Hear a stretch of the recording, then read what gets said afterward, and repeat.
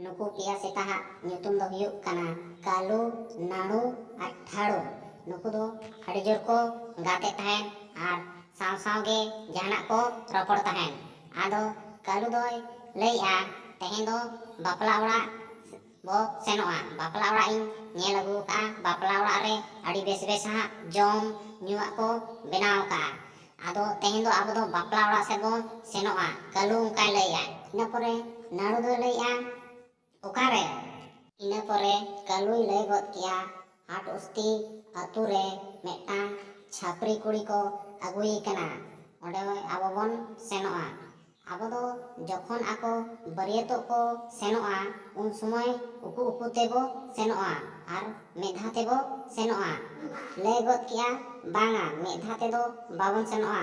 जुदी मेधा तेबन सेनोआ एनखा दको ठिका बना आर नुका कड़ाई को कड़ाई बना आड़ी शक्तो को कड़ाई बना।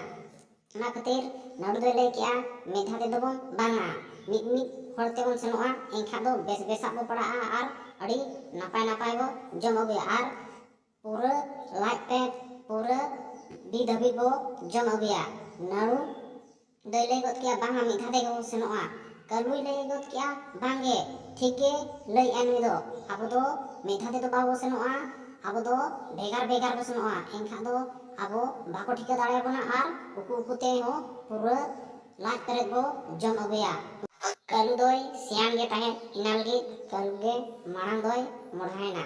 तो कालू उनकिन मेन ओटा किना कि इन माड़ांग इन सेनोग कना आबिन दो ताहे ताड़ो बिन। एनखा कालू दोय सेनना बापला ओड़ा ते।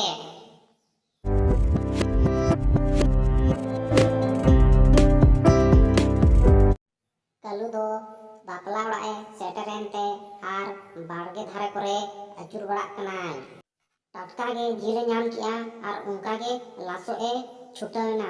इना परे जखन हरबरो कालू दो जिल जमे एहब किया उनका गे हर दड़ काते हेजना हड़ी हड़ी लय का जखन लासो ए छुटाव कना उन समय ललो दाग को आरजात तेया आर कालू दो कई कई काते अड़ी जोरे दड़ किया। कालू दो नाड़ू आर ठाड़ू ठेने सेटरना आर कालू दो चेद हो बाय लैया आर रोड़ हो बाय रोड़ कना। एनखा दो ठाड़ूई कुली गद केदा चेरे कालू चेद काम जम अगु गद किया। आदो इना परे खागे कालू लय गद किया अड़ी सख्तो जम अगु किया नुना इन जम किया से नय बांग देनी केन उदगर चाबा गद कना गोटा हरमो उना सख्तो जम का। आर कथा दो कालू दो ललो दाग को दुल का दिया। एनखा दो कालू दो उना खातिर बाय लय तहे एड़े गे लय किया इन दो अड़ी जोरिन जम का मेते उनकाय लया किना।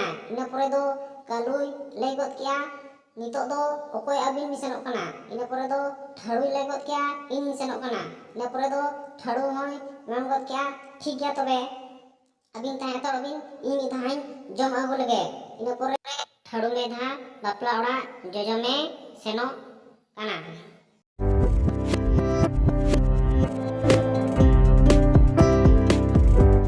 ठाड़ू दो सेन आर बापला ओड़ा रेना जहां मेरम जिल को बनाव लगा उना सेन आर लासो उनका गे हड़ हो दड़ काते हेजना हड़ी आर एकसा सहन पात्रा ताहे कना। सहन पात्रा ते को कड़ाई ले से ठाड़ू दद मदाव काते ठाड़ू दोय दड़ किया।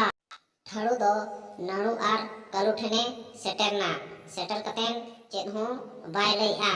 इना परे नाड़ूई कुली केदिया ठाड़ू दो चेलका ठाड़ू जम के तलाना।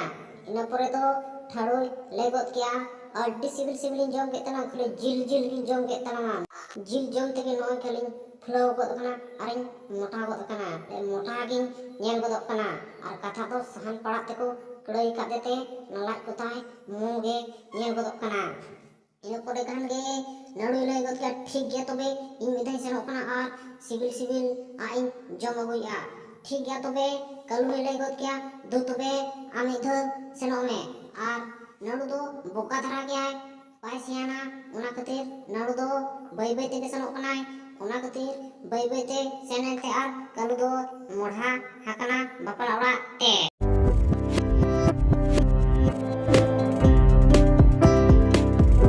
कालू दो झांटी धारे करे अचुर बड़ाय कनाय आर जिल कोगे संदान बड़ाय ओका से रे ᱧᱟᱢᱚᱜ ᱠᱟᱱᱟ।